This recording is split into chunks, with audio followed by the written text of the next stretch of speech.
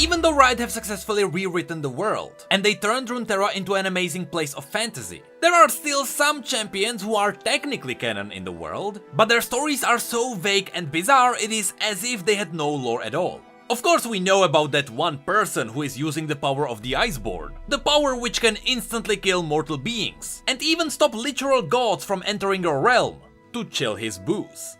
I'm not even kidding, that's exactly what his story is. But besides him, champions like Fiddlesticks, most of the Yordles and some others, are also in this limbo of being canon but without a story. And today, one of these champions is getting crossed off the list. Because even after Riot gave Katarina a decent story, Talon, who is closely related to her, was left behind. And so, finally, let's have a look at Talon's updated lore.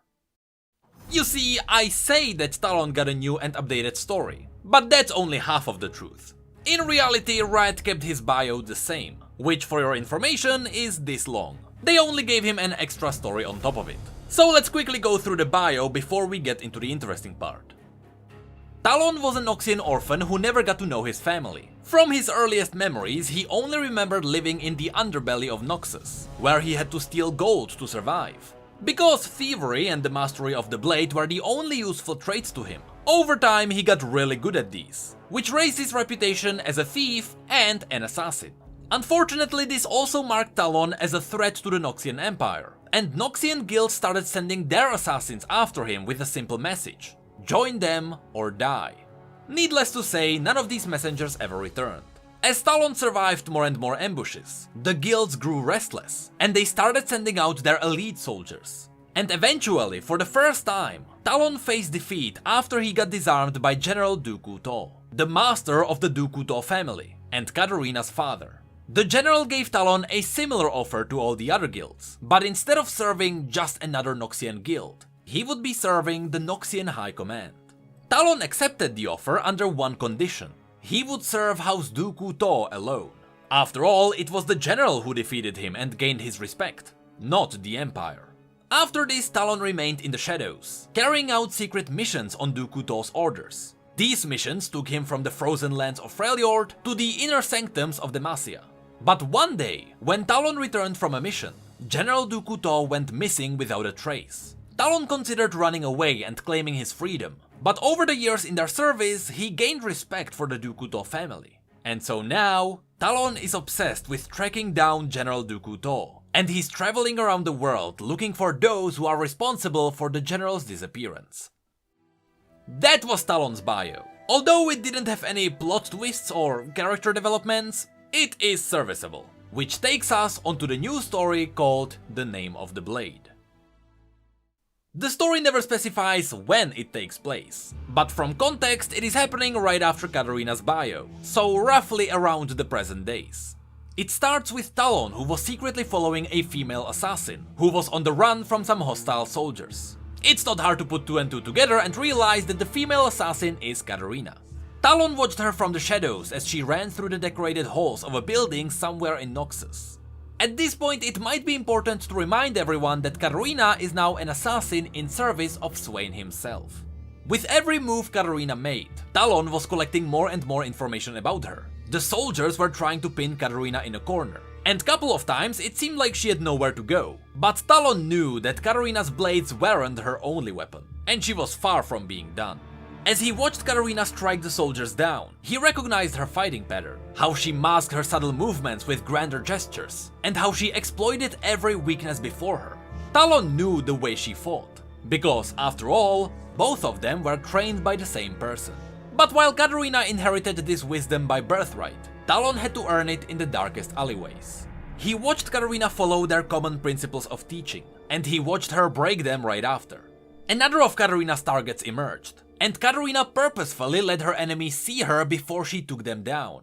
To Talon, her fighting was full of noise and arrogance. She wasted so much energy on these gestures. Each choice exposed her more, cracked her armor wider, betraying her lineage. Although seeing this angered Talon, he remained motionless in the shadows. During his life beneath the Empire, Talon saw plenty of people with similar ambitions to Katarina's. But all of them eventually gave in to the ambitions, and they raised above the masses around them, only for the masses to butcher them for it. Talon learned quickly that the shadow is sanctuary, and silence is the shield that kept him alive. And here he watched Katarina defy them both. Worse than that, it wasn't the first time.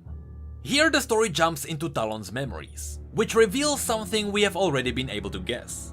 After Katarina failed to obey her father's command, which led to the destruction of an entire Noxian camp, and which almost ended up killing General Dooku To as well, all because she thought the mission was too easy and she wanted to kill a better target. The assassin General Dooku To sent after Katarina to kill her, because an assassin who can't obey orders is a threat to the Empire, was Talon after all, and their encounter was described in his memory. Talon was sitting on a tree waiting for Katarina to pass by, and as she came into view a few moments later, in his mind Talon went through the entire perfect plan. He thought of everything, the strength and direction of the wind, Katarina's bearing, her garb, her weapons, the small clean blade held ready in his fingers. All of this passed through his mind before Talon leapt down.